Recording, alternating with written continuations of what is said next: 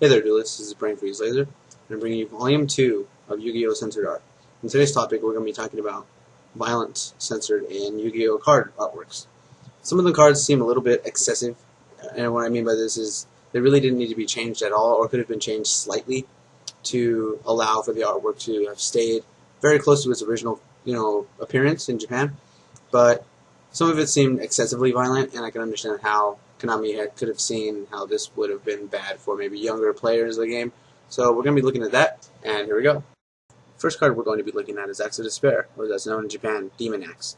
Now, this card was censored due to a couple of reasons. It has religious connotations when its name is Demon Axe, and it has a violent connotation in that in Japan it actually looks like a skull with an axe coming out of it, as you can see here. In the American version, the red outline is obvious that the shape of the skull is still very prevalent. The next card we're going to be looking at is Last Day of the Witch. In the American version, or the TCG version, the witch is very reminiscent of Halloween and very goofy, has a big green nose, and looks very cartoonish. But in the OCG version, there's a very different story being told. Basically, it looks like these ladies are going to be burned at the cross, and you can see the look of despair in their face. The men resemble Roman soldiers very closely, and the big wooden plank that the ladies are going to be burned on looks very similar to what could possibly be a cross.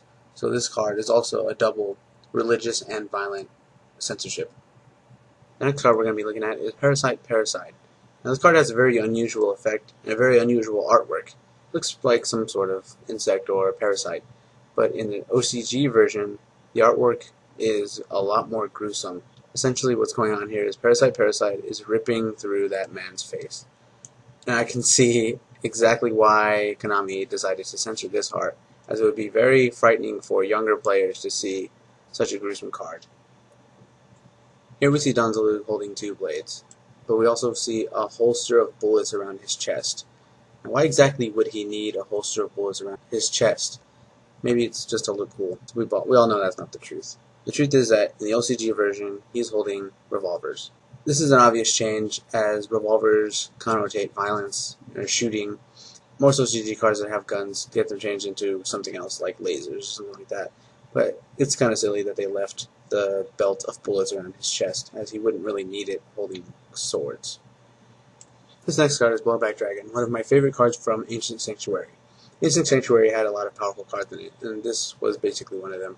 This is basically a smaller version of Barrel Dragon, and like Barrel Dragon's artwork, Blowback Dragon's artwork was censored for being a gun, or in the shape of a gun.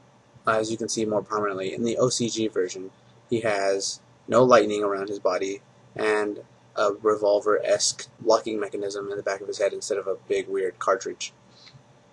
This next card is Masked Ninja Abyss. On a Masked Ninja Abyss card, you can see 3 bouncing balls, which is a little unusual because ninjas don't really just randomly throw balls. Ninjas also don't wear tactical vests or tactical gear. So this card has a little bit of an unusual look to it in the TCG version, but in the OCG version it is made readily apparent as to why he's wearing all this. Those aren't actually balls, they're bombs. I think an appropriate censorship could have been that they were smoke grenades instead of just regular bombs. A ninja is stealthy and would have had a tactical use for smoke grenades instead of a red, blue, and green ball. Konami has an unusual history with grenades and bombs, as sometimes they censor it and sometimes they don't, as you will see in the next few cards that we review. The next card artworks we're going to be looking at is Crashbug X, Y, and Z.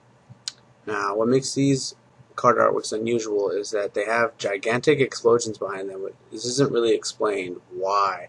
They kind of look just like robots in the TCG version. As you can see here, in the OCG version, the crash bugs are actually bombs, which will explain the explosion in the background. Now, as I said before, Konami has a weird relationship with bomb censorships. Sometimes they censor it and sometimes they don't. And what I mean by this is, in Crash Bugs and Masked Ninja Abyss, they changed the artwork from the bombs to weird other things like robot heads and bouncing balls, but they left the artwork completely uncensored in Black Salvo. You can clearly see that he is a bomb, and I didn't actually understand why Konami did this. It is also notable that Rocket Pilder and Rocket Jumper's rockets are left as rockets and not changed to anything else. I'm assuming because rockets can be used as a mode of transportation, but it is obvious that both of these cards are going to be used for some form of violence. So there you have it. Konami has an unusual history in censoring violence in their artwork, and this is just a few of the cards that had violence in them that I showed you today.